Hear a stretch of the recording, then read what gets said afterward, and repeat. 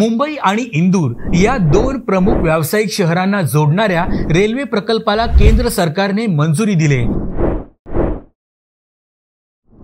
309 किलोमीटरच्या या रेल्वे मार्गावर 30 नवीन स्थानके बांधली जाणार आहेत। 18,036 कोटी रुपयांचा हा प्रकल्प आहे। हा नवीन रेल्वे मार्ग प्रकल्प सुमारे 1000 गावं आणि सुमारे 30 लाख लोकसंख्येला जोडेल। 2028 ते 2029 पर्यंत हा प्रकल्प पूर्ण करण्याचं उद्दिष्ट आहे। महाराष्ट्र आणि मध्य प्रदेशच्या 6 जिल्ह्यांचा या रेल्वे प्रकल्पात समावेश आहे। इंदूर आणि मनमाड दरम्यान हा प्रस्तावित रेल्वे मार्ग थेट संपर्क सुविधा प्रदान करेल। त्यासोबतच प्रवासाची गतिशीलताही सुधारेल। त्याबरोबरच या भागातील लोकांचा रोजगार आणि स्वयंरोजगाराच्या संधी वाढतील।